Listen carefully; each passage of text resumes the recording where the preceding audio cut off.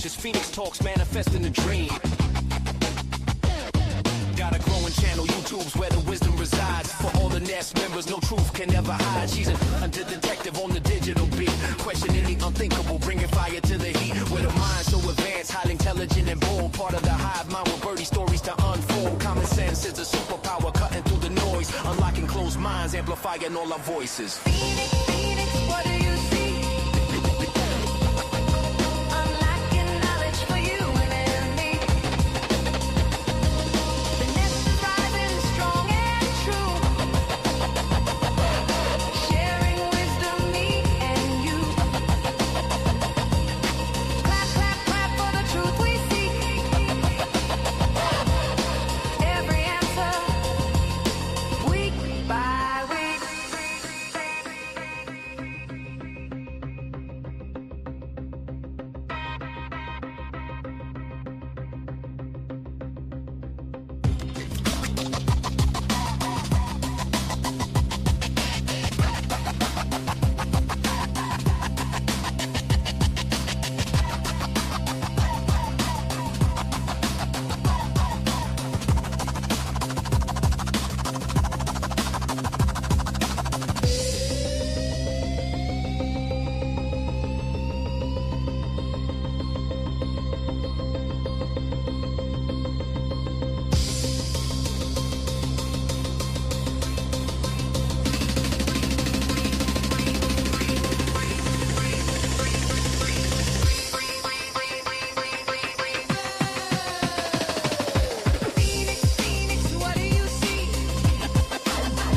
Phoenix, Phoenix, what do you see? Unlocking knowledge for you and me.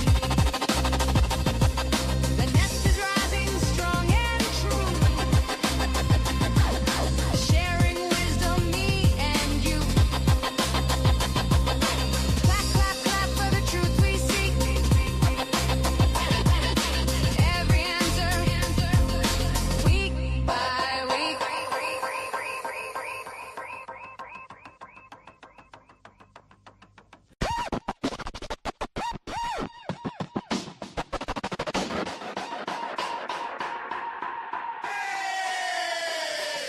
Phoenix, Phoenix, what do you see?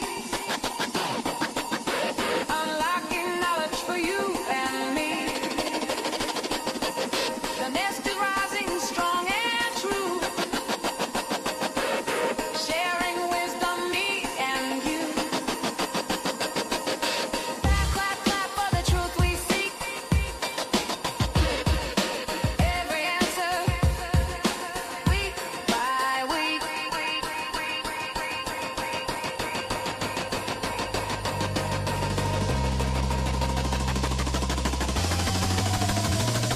Yo, microphone check, 1, 2. This ain't no ordinary stream. From the ashes, Phoenix talks manifest in a dream. Got a growing channel, YouTube's where the wisdom resides. For all the Nest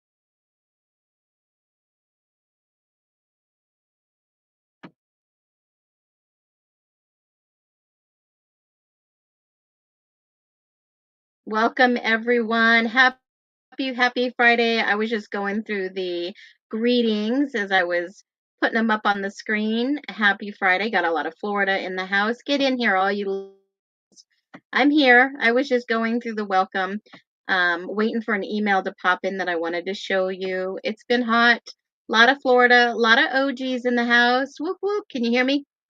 Hopefully you all can hear me. Let me see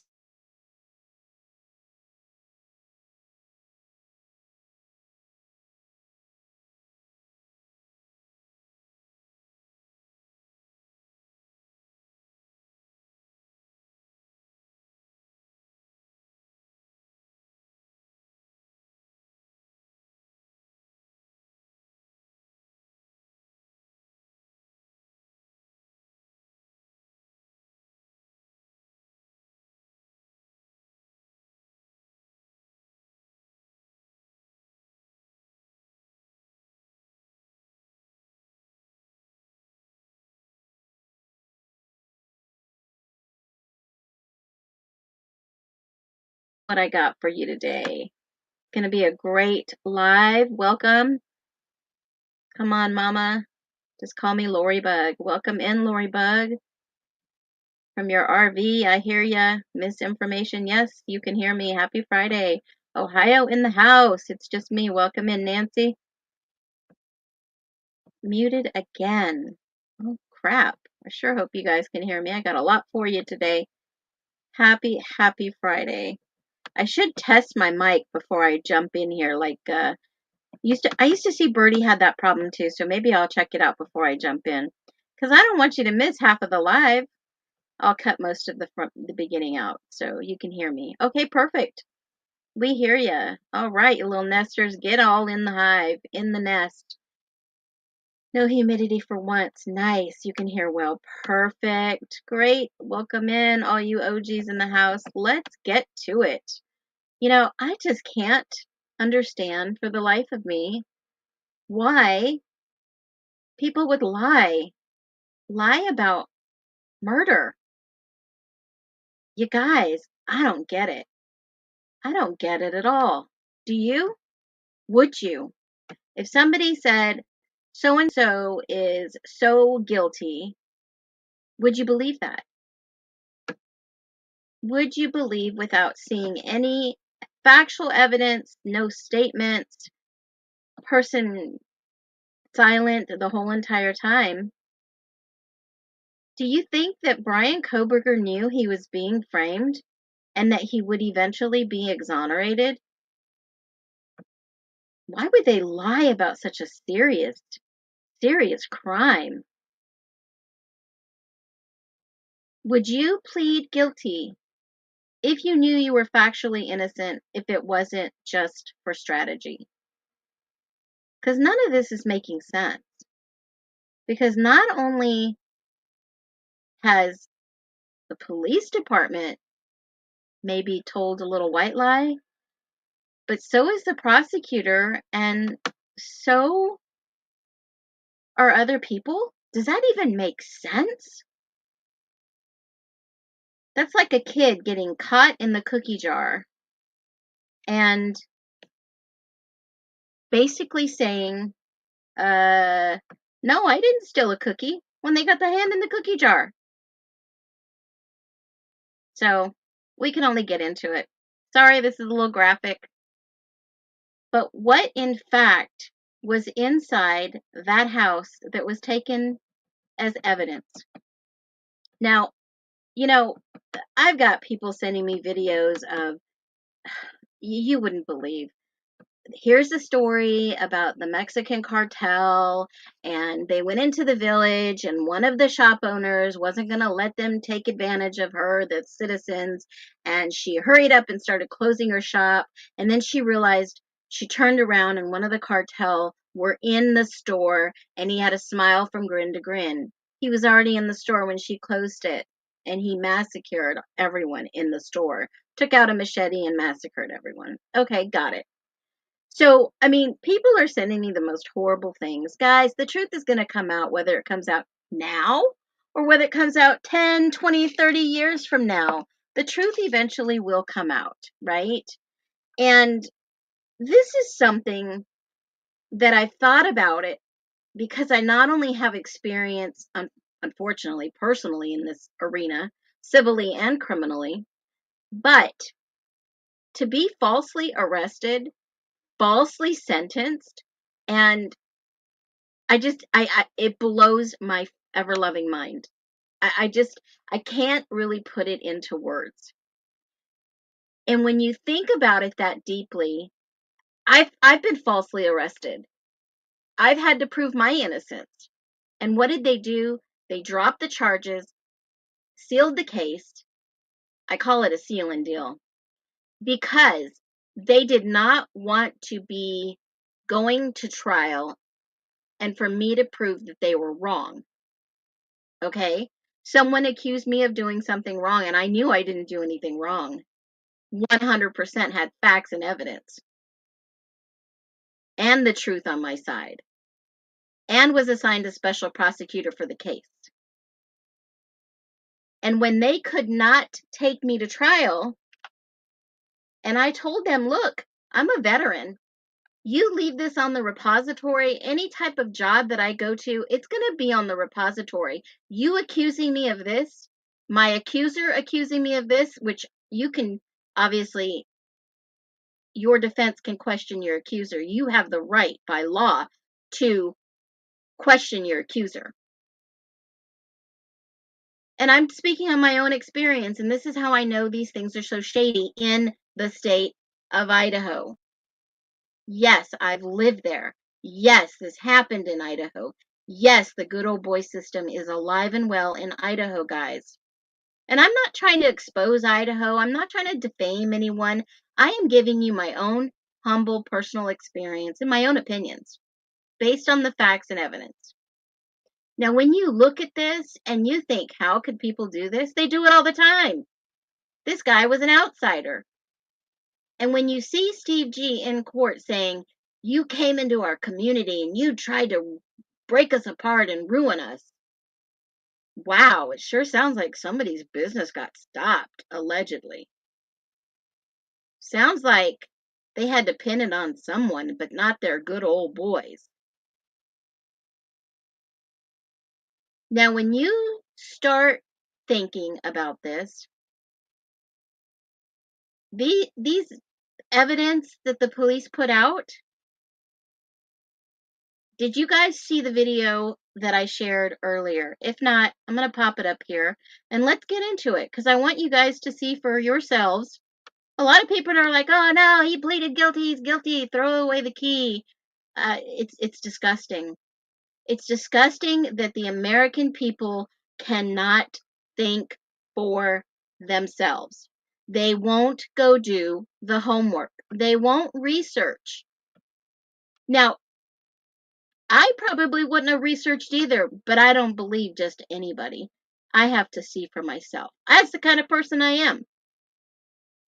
And if there's something to back it up, then I'll be like, I'm on it. Let's go see and let's take a peek and let's see if something makes sense. And if it doesn't make sense for me, then I'd be kind of scary if it was making sense for someone else. I would really have to question the narrative because the narrative fell apart a long time ago, guys. We're just realizing how bad the narrative was. I'm going to go back to the screen. I'm going to make it a little bit bigger. Hold on. Let's see if I can. And I'm going to replay this video. Can y'all hear this?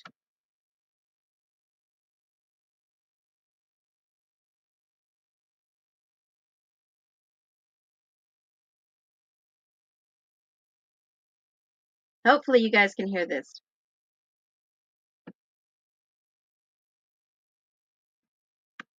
No. Okay, hold on a minute. Let me see if I can change this up.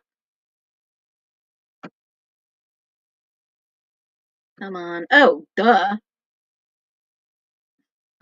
Sometimes, even though it's live and okay, you all have asked for a simple way to search these Moscow police reports, and it is now live and active on the website Justice for All, JUSTICE for FOURALL. Here's the link below, and this is what it looks like. Here's what the website looks like. You'll scroll right down to the bottom of the page, and you will see right here, Moscow PDF reports. You click on it and you will be able to search very easy any keyword. So here is the actual form that you can download right from the website, is on the Google Drive. You can go ahead and search. You can search by a keyword, like I said, and this is what will pull up. You'll see it in evidence. So please share this information so people have accurate information. If you have any questions, drop them below. Make sure to like and follow the website. I will be updating it later tonight, but it is live. It's ready to go, and we are going to do all we can. So like and follow. Okay, so that is the video. Let me see.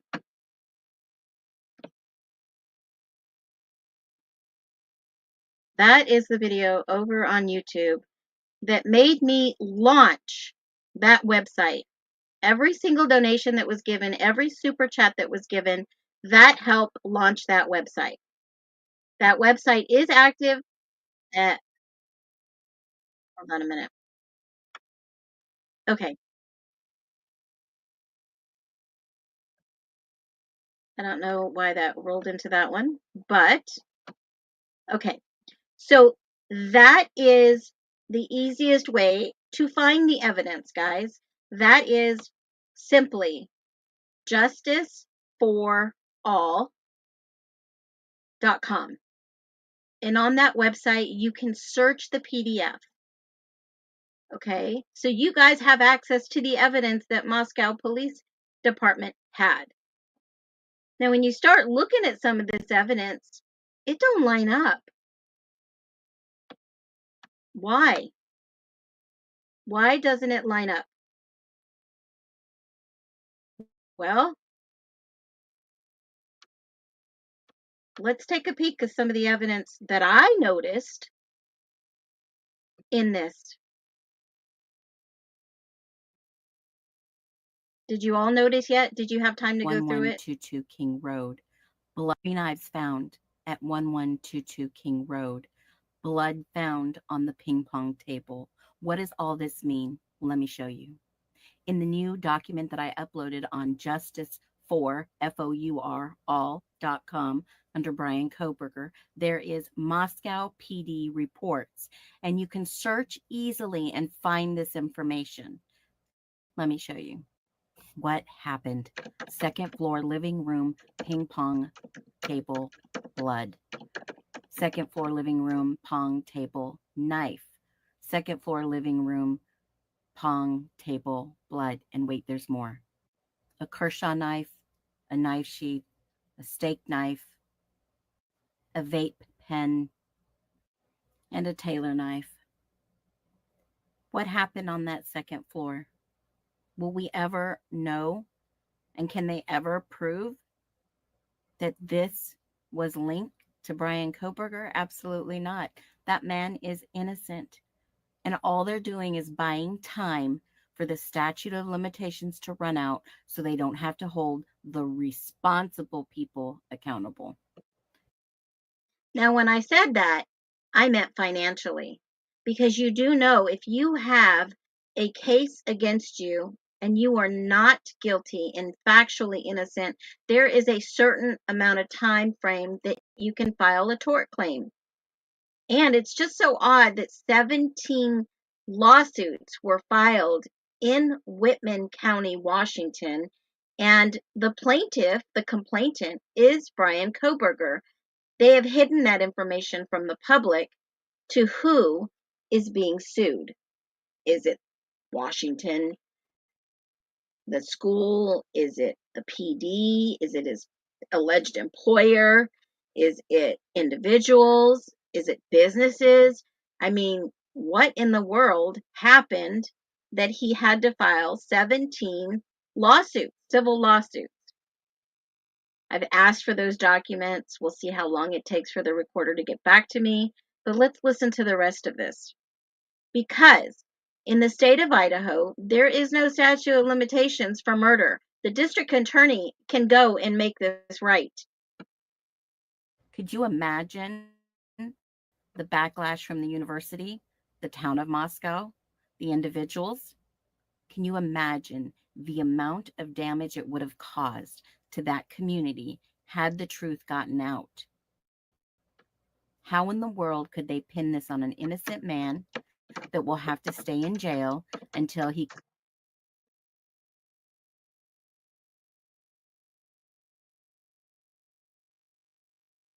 until he's exonerated. I don't know what happened. I think it cut out. So you guys kind of get the idea, right? It's trying to load. You guys get the idea, right?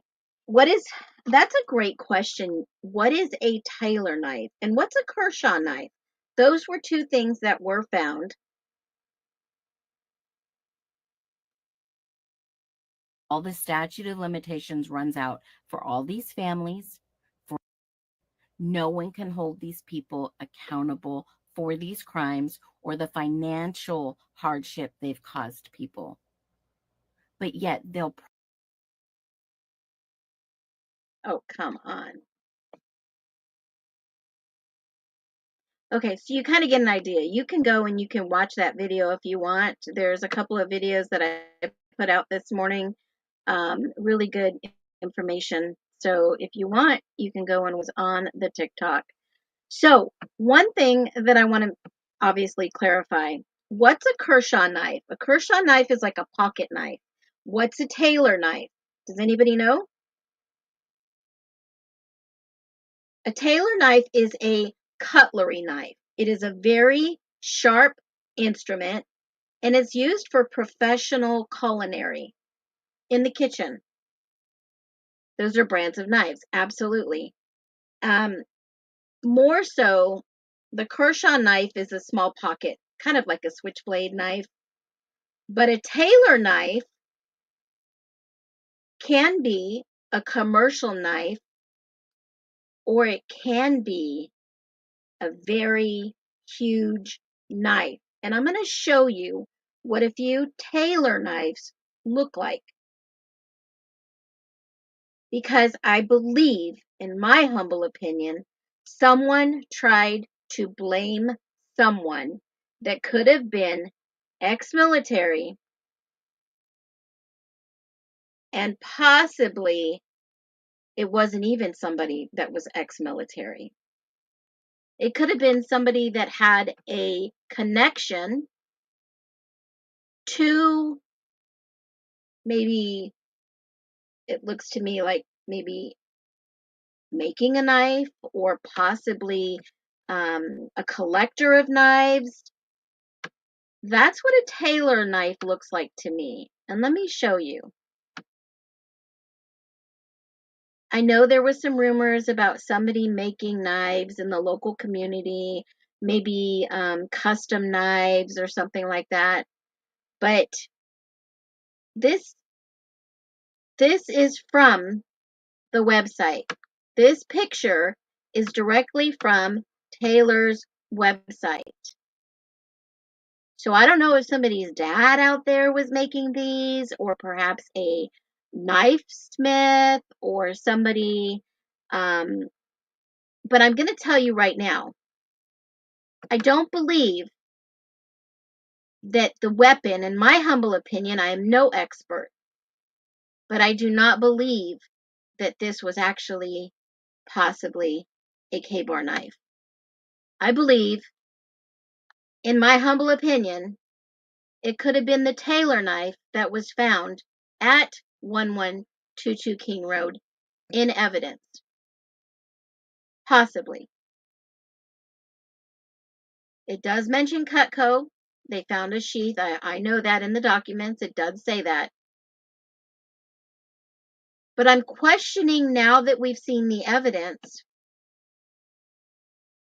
that someone found a Taylor knife. And when you go and you look at not just what they found, but when they found it. When was it logged in into the evidence log? See, you have to look at the full big picture. And if you don't know how to find the evidence log, it's in Justice for All under Brian Koberger PDF reports in the middle of the page, and you can go and you can research. Go right into the evidence, and if you type Taylor, just type in Taylor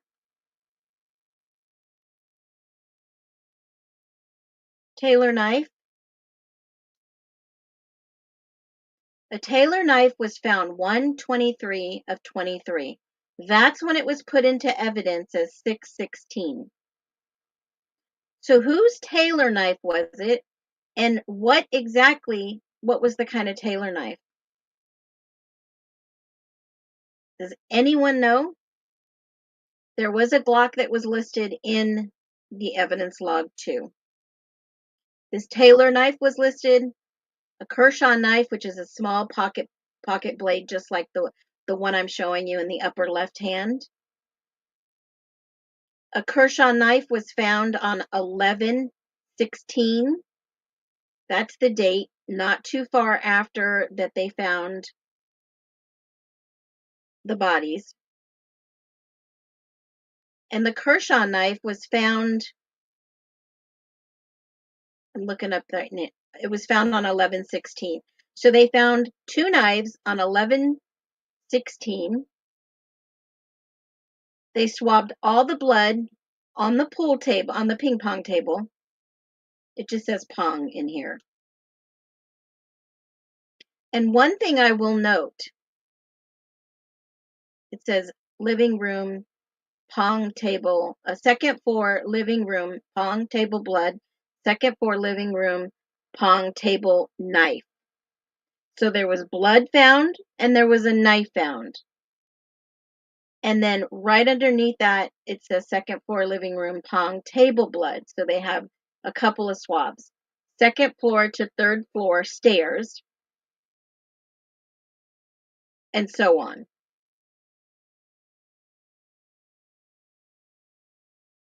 So there were other things that were found right at the crime scene. But on 1/23, it clearly states they found this Taylor knife. It doesn't say if it was a pocket knife or if it was one of these big, huge knives. And yes, there was in evidence stated Hunter Johnson went and got a knife from the kitchen before going into Xana's room. And there was a knife on the table that was collected into evidence. It said a steak knife. And that's probably the knife that maybe somebody had picked up. Now, it doesn't say bloody knives. It just says knives. There were just 3 different knives that were found at the crime scene.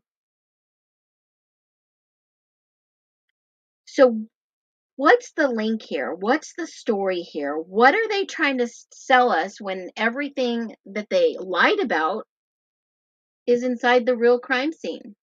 And they have nothing to link Kohberger except his DNA on a knife sheath, allegedly, that was thrown out and they could not use in court.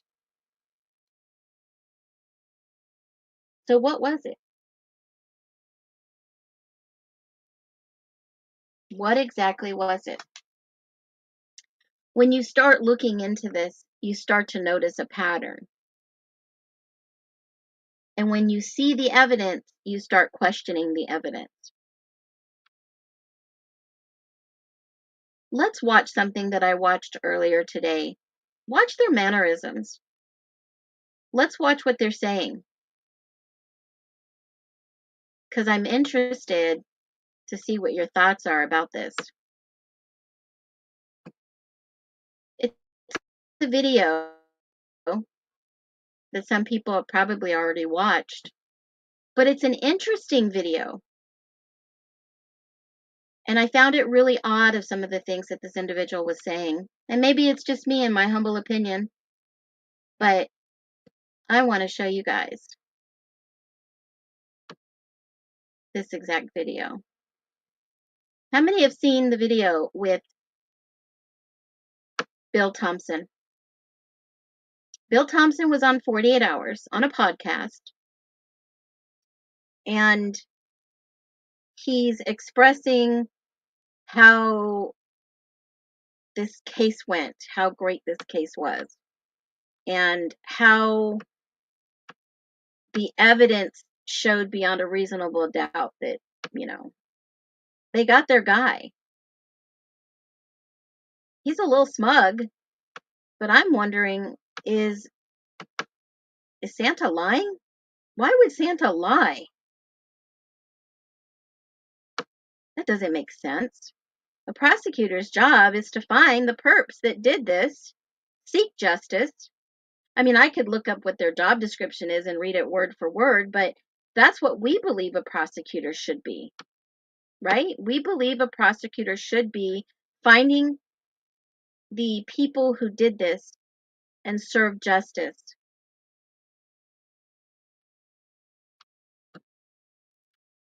Let's watch it.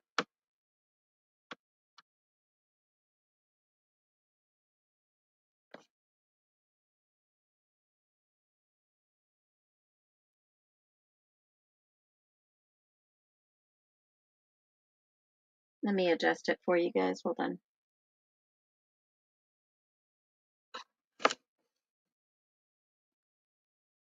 So some of you have watched it. Great.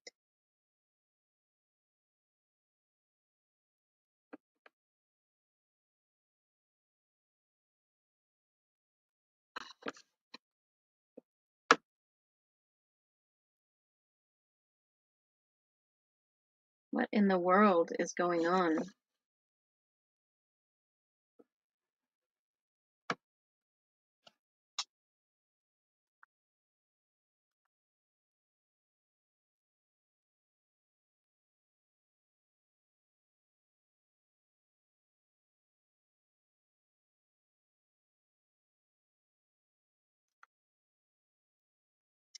Let me just take a peek over here.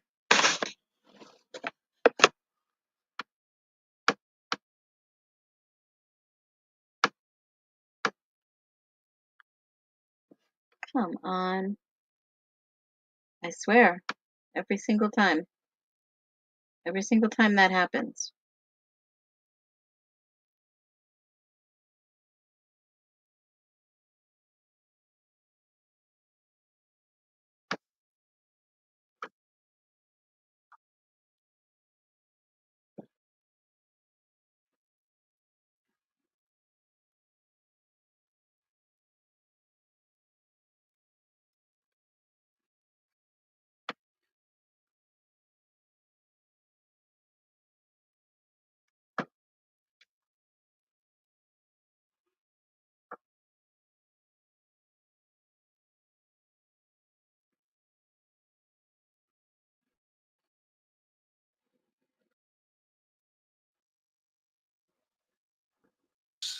What it was like for you to be at the center of this case that literally commanded attention all around the world. Well, I didn't feel like I wanted to be at the center of the case. It's really just a team effort. This was a huge team effort. I've been the prosecutor here for over 30 years now. I've never seen this degree of coordination with agencies like the FBI and the Idaho State Police, as well as our Moscow Police Department. You're the quarterback, kind of the team captain, and all of that social media pressure. Did you feel that during the course of all of this? Did you pay any attention to it, or did you try to brush that aside? Actually, I don't watch social media. We made our decisions based on what the law was, what the evidence was. And frankly, we were pretty successful in insulating ourselves from what the swings of public opinion might be out there on the internet. Bill, I have to tell you, during that sentencing hearing, I have never, as a reporter who's been in dozens and dozens of courtrooms, I've never seen such emotion as I witnessed during that hearing. Both you and the judge were moved to tears. What is it about this case that touches you so personally? It's just it's so sad in every possible sense. I mean, we've dealt with many homicide cases, unfortunately, during my time here as the prosecutor. But this one just was so sad, such a loss of life. These young people, 4 people killed in their home in the middle of the night. It was just simply cruel and heartless. And feeling for those families and feeling for the two surviving roommates. My goodness, I was sitting right next to one of them as she was giving her statement, and she asked that we block her view of the defendant. That's why I was sitting kind of at a funny angle, but that was overwhelmingly powerful. Pure honesty and emotion from this young woman, and such strength. And it was remarkable. And for Dylan Mortensen, after what she had experienced through social media, she just said it all from the heart. It brought that teared me up. I mean, she was just a remarkable person. What was it like for you to listen to her? Oh, it was almost overwhelming. But I saw her strength, and I knew that we needed to be strong with her and for her. Bill, you have been in the house where these students were brutally murdered. You saw the blood. You've seen what was done to these students' bodies. How do you describe the crimes that Brian Koberger committed? These crimes, these murders were brutal. We've seen plenty of homicides, and each one is different. But this is one that you'll never be able to erase from your eyes and from your memory. Were you actually inside that house while the victims were still present? Yes, Ashley Jennings, my senior deputy, and I were both on scene on November 13th. We were in the house. We were working with the investigators and seeing firsthand what was going on, what the crime scene looked like. It's part of our philosophy. We work with our officers right from the very beginning, but it brings with it some challenges, and this certainly brought physically emotional challenges with it. You've also been in the same room as Brian Koberger. You've looked into this man's eyes, and you've watched his reactions during these victim impact statements. What did you see? I saw nothing in Brian Koberger while the impact statements were going on. It's as though his eyes were empty. He made eye contact with each of these people, completely unmoved, no reaction, no remorse, no tears. What does that tell you about this man? What is inside him, if anything? I don't know how to answer that. He's an enigma to me. The evil that he committed is incomprehensible. In many cases, when I'm in court, I'm engaging directly with the defendant. I think I did it once at the sentencing, and that was just to point out that he wasn't going to leave prison until he was dead. And that was it. I don't care to ever interact with him again. I'd be happy to never hear his voice again, never see him. Bill, I want to ask you a question. I know you've been asked this already a bunch of times, but as you well know, everyone, the families and friends of those students, the public at large, everyone is vexed by the question of why did he do this? Do you have a theory? I don't know why he did this. Early on in the investigation, when we had folks from the FBI's behavioral analysis unit, their profilers, they were here helping with the investigation in the first few weeks. As they were looking at the case, even just the little we knew then, they were telling us in all likelihood, we would never find out or understand why this occurred. And even if the murderer were to tell us the reasons, that in all likelihood, it wouldn't make sense to ordinary people like ourselves. So we know that Koberger had done some homework. He'd studied past crimes. Is it within the realm of possibility that for Koberger, this was a thrill kill? I don't think we can rule out anything. I mean, he certainly is a criminal justice major. He was studying criminal behavior. He studied serial killers. We know that. The investigators recovered textbooks on those topics that were part of classes he was taking. He studied how to manage a crime scene, and that was evidence that we were prepared to offer at trial to help explain why this particular crime scene, it was so clean of incriminating evidence, and his car was so clean of incriminating evidence. There was a lot of thought and preparation put into that. When I talked, If it was so clean and meticulous, now you do know in the evidence from Pennsylvania, they ripped his car apart guys, to find any type of evidence. They took the seats out. They took the dash off. They took everything possible out of that car, and there was no evidence. So why not just stop and say, wait a minute, maybe we put the wrong person in prison? Maybe take a step back and look at who's the party to blame here? Who's going to stand up and take responsibility for this?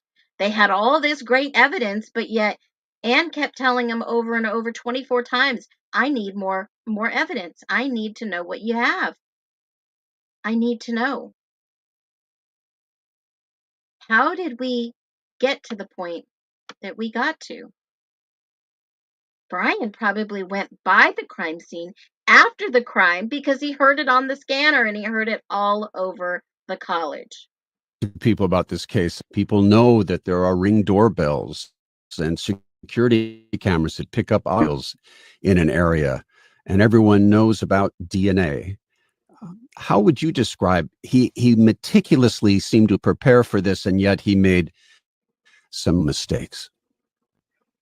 Well, no plan is perfect, and we don't know what may have changed his plans if it did inside the home, because we don't know who he intended to attack first. We do believe that Xana encountered him while she was still awake. She was up. She'd received a DoorDash order. That very likely could have put him into a panic, and panicked people make some mistakes. Or maybe it's just simply he's not as smart as he thought he was.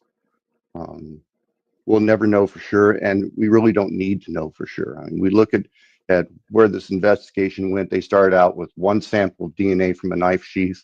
It was from a single male unknown source, and the car leaving the scene. That's what the investigators had. That's what Kohberger left behind. And from there, the team put the case together to where he was guilty beyond a reasonable doubt. There's no question. You know, in those weeks after the murder, when the public was getting more and more frustrated that they felt as though no progress was being made.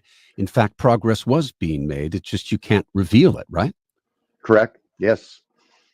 Whenever investigations going on, the investigators aren't going to compromise what they know. That's important to protect the quality of the investigation. It was a bit satisfying when we finally were able to come public with the charges and the basis for the charges, and to see the skeptics out there scratch their heads and say, oh, yeah, these folks really did know what they were doing.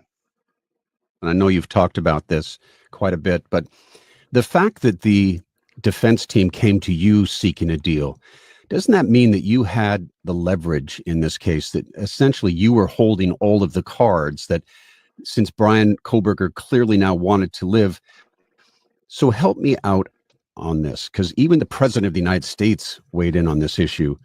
Why didn't you put a stipulation into this deal where Kohberger would have to have honestly answered all questions about these murders to the satisfaction of detectives before this plea could be finalized? Why didn't you do that?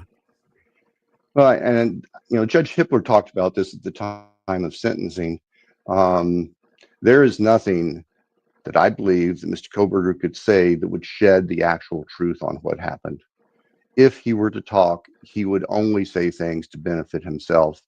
That would further victimize the families. That's what we've seen repeatedly over the years, in particularly in major cases.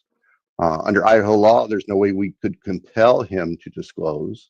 And if we'd gone to trial, he would have never even acknowledged guilt. We would have just moved into appeal time. So it was our conclusion that straight up guilty pleas as charged, waiver of appeal for closure, so we have accountability and closure with fixed life sentences, was the best course. Bill, based on my experience and with my colleagues on 48 Hours, we cover murder cases for a living. I had in which, in a plea deal, the defendant it was contingent on the defendant agreeing to show where he had disposed of a body. And a colleague of mine had a case in another state where the plea deal stipulated that not only did they have to show where the body was, but give a negative of that person committed the crime. And it answered all sorts of questions for the Why families. is Bill so smug? I mean, I've been trying not to comment, but just look at his posture, his demeanor, and, you know, the guy interviewing, obviously, he's amazing. But the way Bill is squirming in his chair a little bit, and that smug, that that beard, oh my God, that beard. Sorry, Bill, that beard's got to go. You guys decided not to do that. And why not at least try? I don't understand that.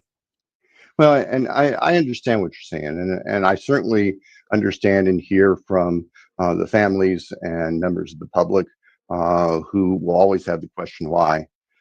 As we viewed this and looking at the circumstances of this case, it was our conclusion and ultimately my conclusion. I'll take responsibility. I'm the elected prosecutor, so it stops with me. Oh, he's going to take all. But it was our team's decision that getting the guilty pleas, straight up factual guilty pleas, was going to be the best legal way to approach this.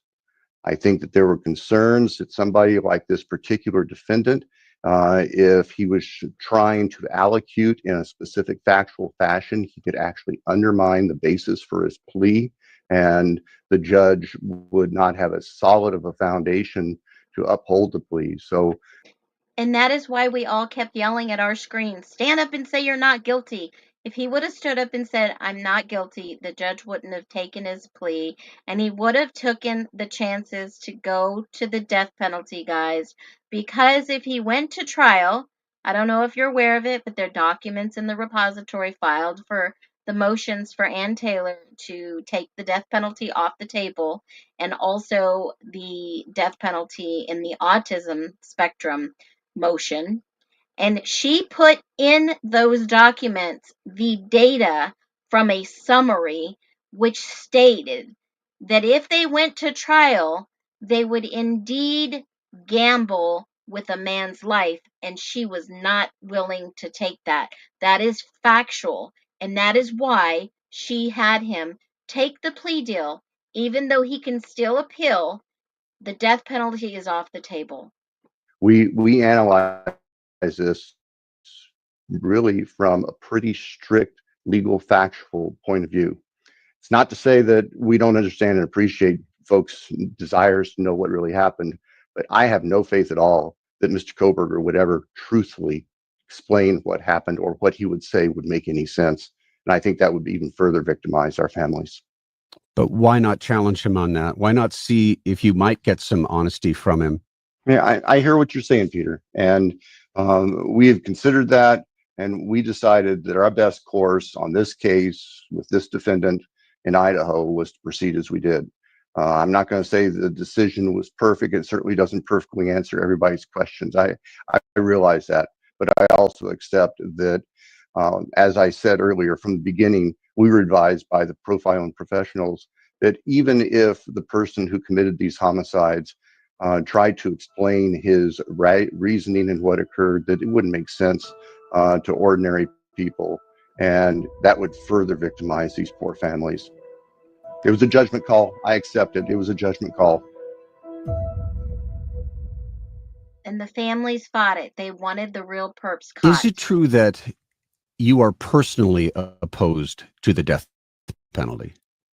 You know, I don't know that I have strong feelings one way or the other. We've had a handful of death penalty potential cases during the time here. We have had one case where the death penalty was imposed and it was thrown out after the Arizona versus Ring versus Arizona decision came down. And that was a case involving Mr. Dale Shackelford. That was a 10-week trial. And we elected at that point, that many years after the fact, that it wasn't realistic to go back to trial just to seek the death penalty. So, you know, we have pursued the death penalty where we think it's appropriate. In the cases we've had to try and death penalty eligible, we've had it there. We've decided each case on its merits. And I really don't have a personal moral feeling one way or another. The law of the state of Idaho is the death penalty is a sentencing option for certain crimes. And this this crime would certainly fit the elements of a death penalty case if we'd gone to trial. How difficult was it for you to take the death penalty off the table in this case? I don't know how to characterize it as being difficult. Making the decision was difficult because it was a major decision. And it was changing course from where we'd been working for so many months preparing to go to trial. So we took a step back and look, we being the attorney team, the prosecutor attorney team, and just kind of analyzed each aspect of this case. And we came to the conclusion that if the defendant was prepared to plead guilty straight up, factually admit the crimes, and agree to waive appeals, and we get fixed life sentences, that was an appropriate resolution.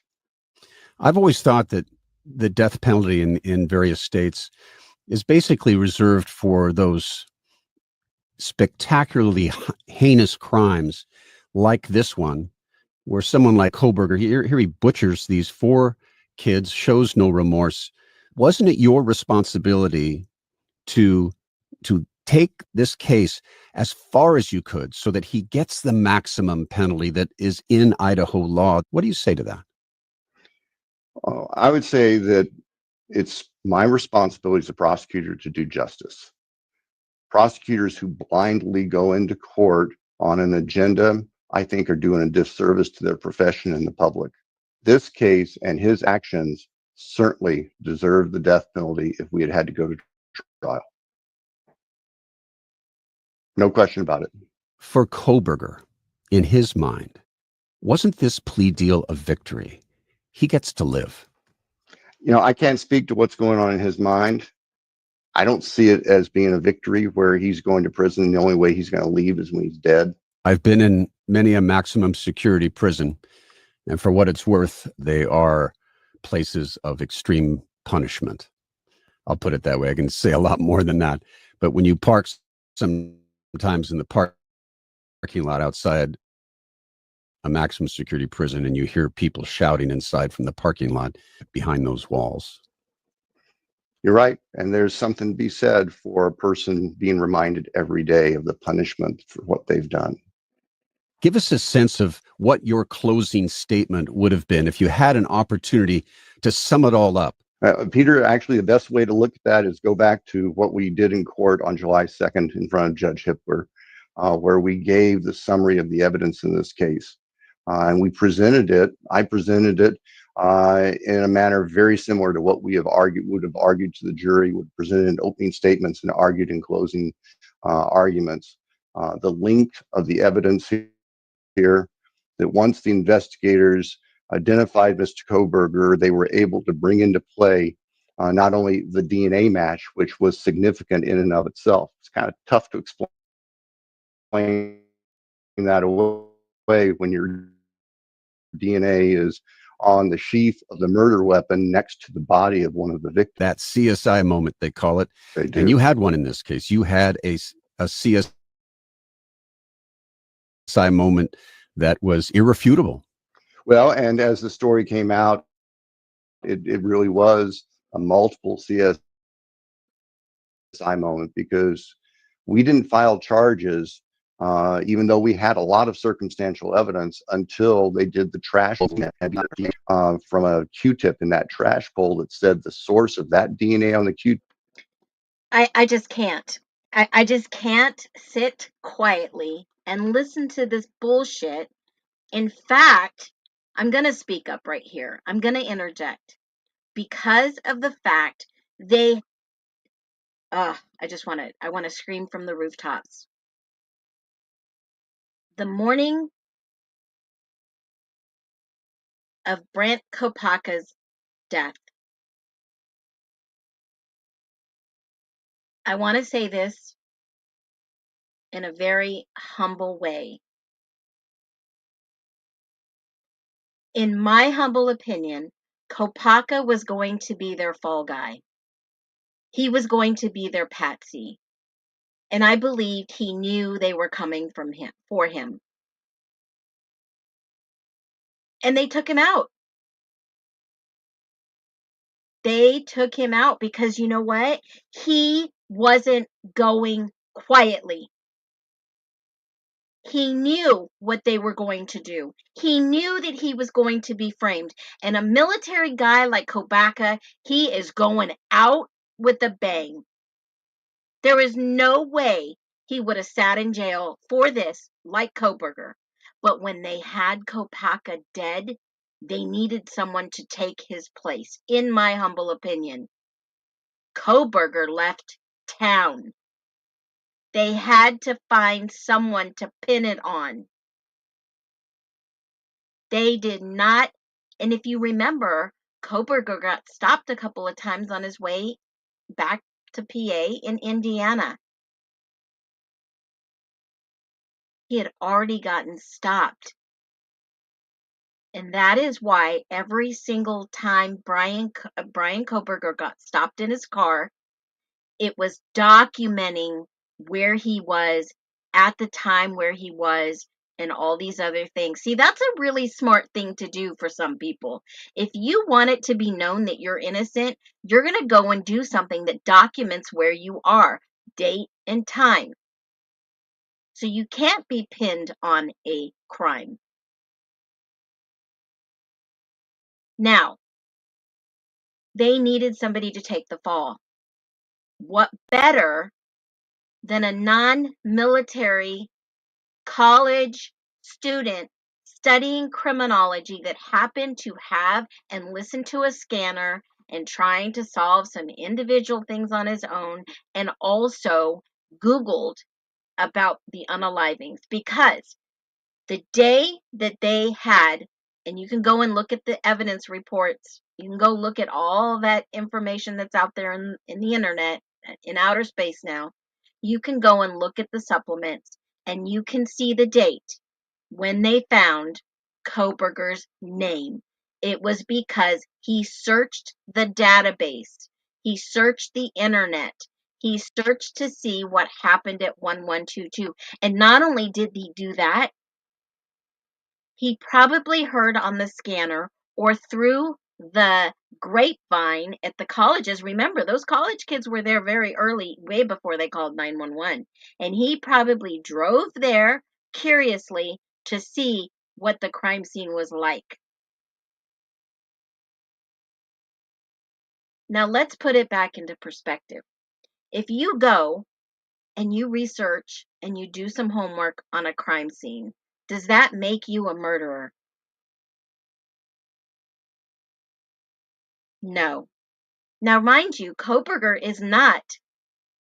he does not have a Juris Doctorate degree. He was not studying law. He was studying criminology. He doesn't know law. He's learning very fast behind the scenes because of Ann Taylor, how passionate she is.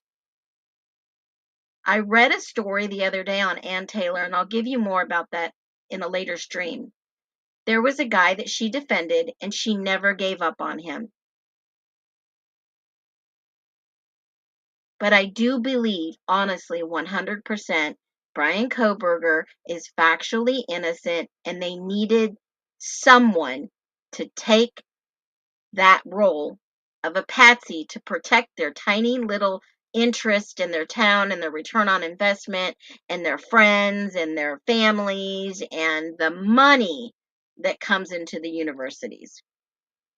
And I can go on a little bit more about that in another stream, because these individuals that were connected allegedly to all these Moscow Police Department reports, they've got money flowing in there, folks. They do a lot for the community, and it would look really bad if one of their own had done this to one of their own.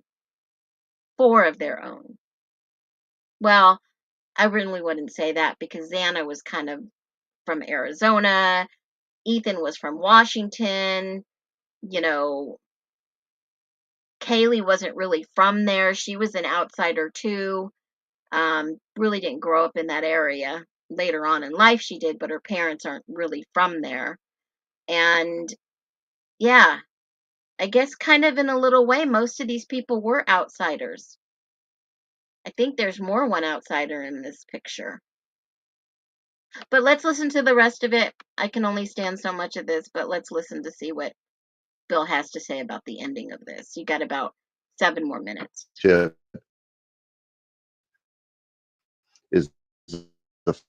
father of the person who's going to start for us. That's what really triggered us being able to get the arrest warrant in place, the search warrants in Pennsylvania, get him arrested, get a direct DNA sample from him, and it matched. That was overwhelmingly powerful. When do you believe the Koberger family realized that their son was the murderer in this case? I don't know for sure. When the investigators spoke with them after his arrest, there was nothing that Mr. Koberger was responsible for this. The information we have, and the defense maintained his actual innocence all the way up to the time of the plea, would suggest to us that he never acknowledged guilt to his family, quite possibly not until he stood up in court on July 2nd and entered his guilty pleas. As his parents were there at that time, that may very well have been the first time they actually heard it. Police reports reveal that Kaylee Gonzalez had told roommates that she saw a creepy looking man while she was walking her dog, and that roommates returned to find that the front door had been damaged.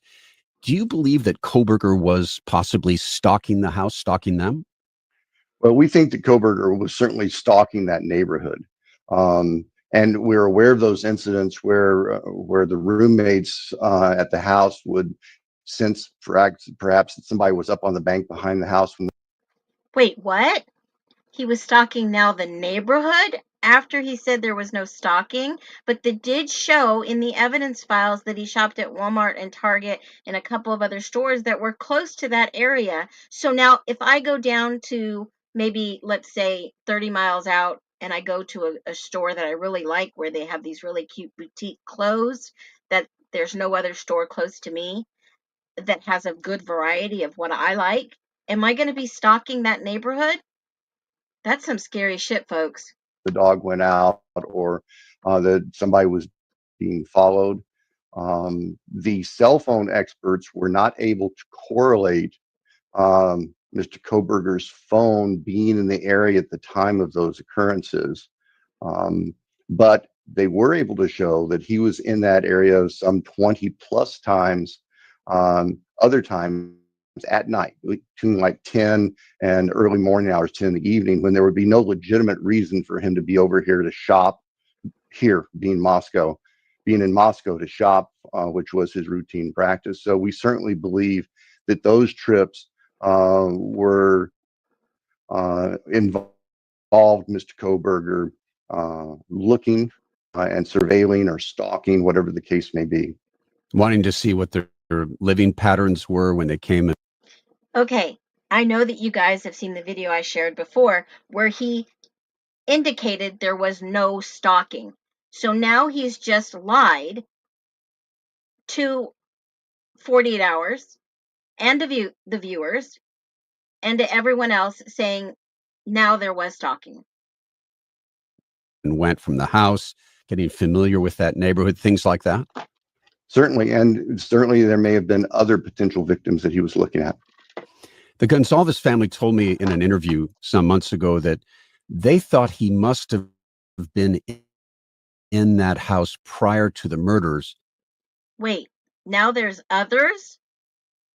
Potential others he was targeting? Oh my God, he is really trying to sell this story, guys. Because on the night of the murder, it's alleged that he had entered that house and gone right up to Madison Mogen's room. Do you think that's a possibility? It's possible. The investigators never uncovered any evidence that would definitively prove that, but I think that's a legitimate point. The layout of the house is unique. It's a little bit confusing. Admittedly, if he was parked up behind the house on that bank, which we believe is where he parked, he would be able to see into the house at night, and he would be able to see whose rooms were where. Whether he was actually in the house at some point before November 13th, we don't know for sure. We can't exclude that. Bill, for you personally, what questions do you still have about this case? Well, I don't have any question about whether we have convicted the killer.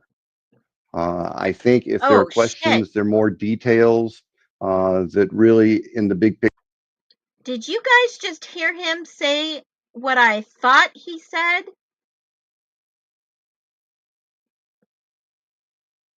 Let's listen to that again. Was that a Freudian The house slip at up? night, and he would be able to see whose rooms were where. Whether he was actually in the house at some point before November 13th, we don't know for sure. We can't exclude that. Bill, for you personally, what questions do you still have about this case? Well, I don't have any question about whether we have convicted the killer. I think if there are questions, there are more details that really, in the big picture, don't have any significance. Our feeling is that we have accomplished a lot to obtain straight up guilty pleas to all 5 charges in the indictment, and have him spend the rest of his life, not leave prison until he's dead, with no appeals. So we have that finality for the families and for our community. And so each night now, Bill, as you put your head on that pillow to go to sleep, are you still preoccupied with this case? Is your heart still broken? Do you still have moments of emotion looking back at this tragedy for the state of Idaho, for the country? There is never a day that goes by that I don't remember this and remember what happened to these poor young people and what happened to their families and their friends and the community. And I don't know that that ever is going to end. For the past over 2.5 years, I have woken up every night around 2 o'clock in the morning and will just sit there with this spinning in my head. And I keep a pad of paper and a pen right beside the bed so I can sit up and write down what's going through my mind about what we need to do with the case before I fall back asleep and forget it. That's been our life for well over 2.5 years. And I think gradually that will change for us. But what has happened in our community with these murders is forever. And one last message to Brian Koberger, if he happens to be listening to this. Goodbye and good riddance.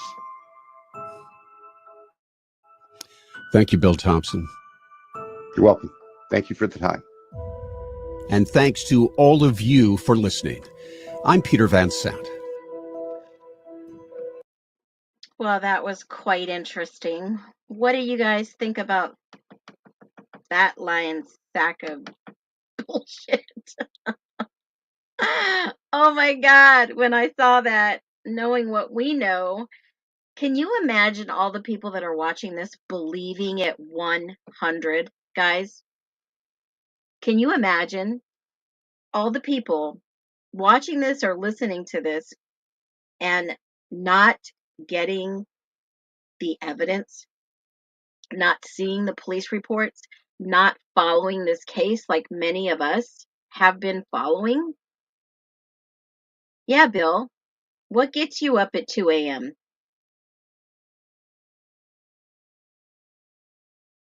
What in the world? And this kind of sums it all up right here. Les is 100. She's factual.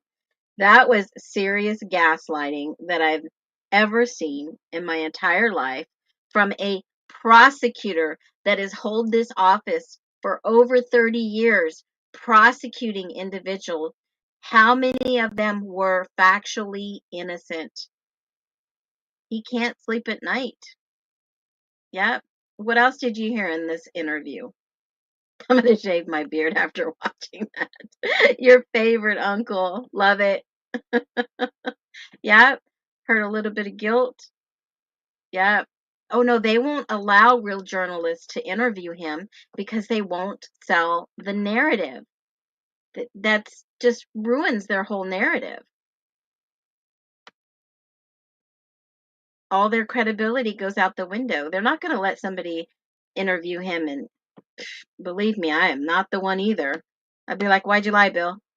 Come on, Bill. Why didn't you prosecute and charge the right individuals in this? Where's all that DNA? What about this fridge that, yeah, how did you act when you heard that the fridge might have went out and compromised all the DNA at the crime scene? Thank God ISP came in and did their own crime scene investigation and took their own samples. So what now? They just sit in the back shelves and nobody knows that what that DNA was? And then I watched the video, the reason why it went too far, because the media people believed it so. That means we need to get together and have the truth come out that he's innocent. Absolutely. Oh, they're trying to shut us up. They're trying to say, stop spreading the truth, guys. You should really consider doing this and this and this. Yeah. Yeah. Sadly, that's exactly what it is. Do you think, in your humble opinion, did they get the right guy? Were there more than one? Did they really get the guy that did this? Or are these guys just running the street allegedly? Running, enjoying their freedoms? Yep.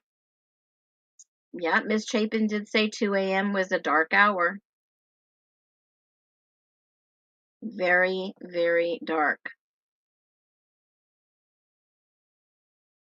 So if you don't think, here's the pulse on the chat.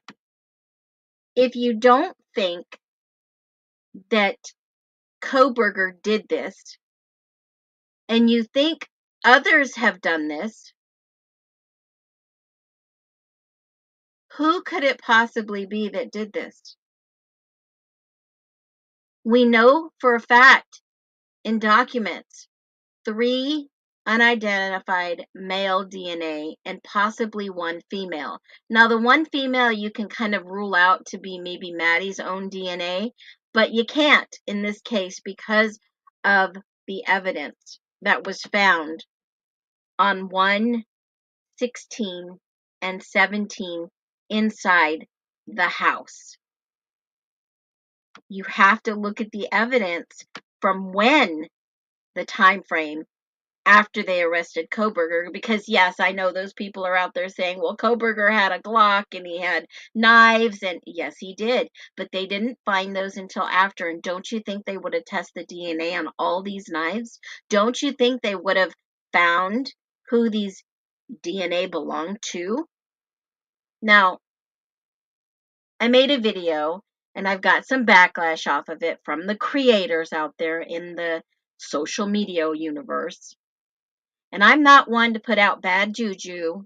I'm not one out there to talk about the taboo stuff, but I will say this. Those creators that are making you think that it is someone else other than what you know, factually, logically, common sense, and in your gut, do you really think that the C gang, who have multiple arrests, multiple convictions, their DNA is in CODIS, and if they put some of this DNA CODIS, do you think it would match the C gang that they've already had under surveillance, under control, under arrest, in jail? Don't you think they would have charged the right people for these unalivings?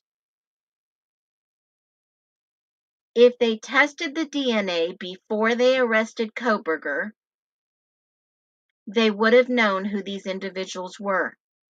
They had to go out of their way, go out of state to get someone else's DNA to match in the trash can with a Q-tip.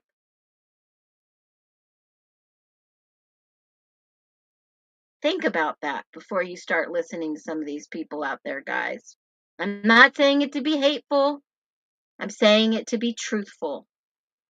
Look at the evidence, look at the facts, look at the documents, watch the hearings, watch and let yourself make your own conclusions. I will keep the website up. I will keep the website up that I made, Justice for, FOUR, all, ALL, where you can search this evidence for yourself. I've made it simple for people to go and get the documents. Very simple and easy to share information quick. I will eventually take that website down. And the reason being is the information needed to be put out there. I'm not going to let any threats get to my head. You don't rent space there. But Idaho has got to start telling the truth. Now, I did, in fact, learn yesterday that Koberger is back in cell block J in the maximum security. For some reason, they moved him to a smaller facility, medium-sized facility that had medical. And then I heard he was in solitary. So let's hope and pray that this man has some type of divine protection. Because what happens when you put an innocent man in prison, that is like the death penalty if people can get to him. And we've seen in other cases that people get to them pretty fast because they're well connected inside prison. It is just their own community. And I don't ever wish that for anyone.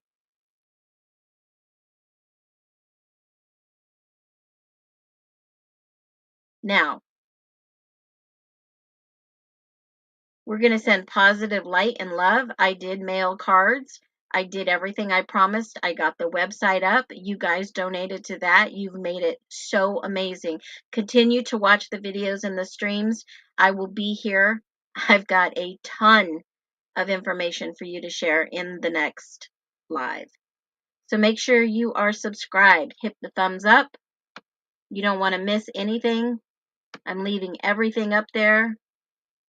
That is the call to action. Make sure you write Koberger just a quick note to lift his spirits. Can you imagine being railroaded, factually innocent, in a cell? And I just want to share one more picture, guys, because this media campaign, these hit articles, these hit videos they've been putting out, they have been altered like you won't freaking believe. We've ran them in the generator for the AI. Most of these pictures are AI generated, which is absolutely disgusting. And if you haven't seen this yet, you probably will see it, or most of you are up to date on what's going on. So when you see those AI generated videos and those pictures, how does it make you feel?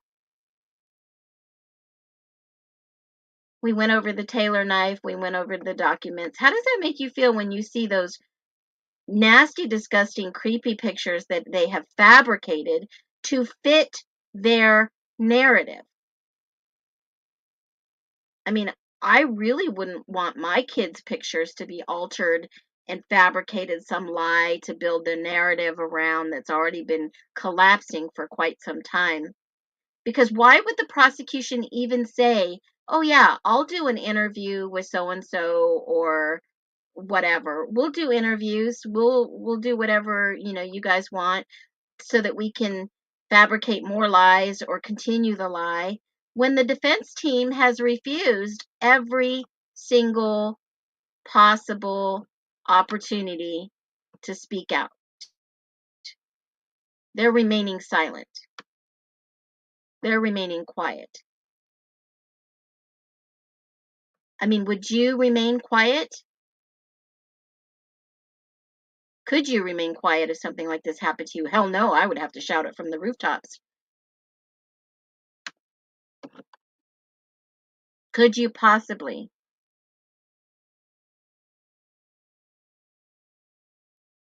Could you possibly, if this was you, could you possibly remain quiet? Not me. I'd be shouting it from the rooftops. This is the guy they arrested. This is the true picture. Thank you, Amanda B. You're such a sweetheart. That will be helping keep the website live. So anytime that you see those creepy ass pictures that they have altered, yeah, that's the real Brian Koberger. That's an actual picture. To me, that's why in the world am I being arrested? What did I do? So when you think of this case, think about there's no evidence because they all lied. Inside the real crime scene, inside the documents, is the real evidence. Yeah, I don't see very bushy eyebrows at all. It's heartbreaking. How many lives have been ruined? These kids' lives have been ruined. Victims' lives have been ruined. Families' lives have been ruined. It's disgusting. Did Santa lie? Who lied? His father knows he's being framed. We know he's being framed now with all the evidence that's come out. Y'all take care. As always, be well. Cast members, no truth can ever hide. She's an under-detective on the digital beat, questioning the unthinkable, bringing fire to the heat. With a mind so advanced, highly intelligent and bold, part of the hive mind with birdie stories to unfold. Common sense is a superpower, cutting through the noise, unlocking closed minds, amplifying all our voices. Phoenix, what do you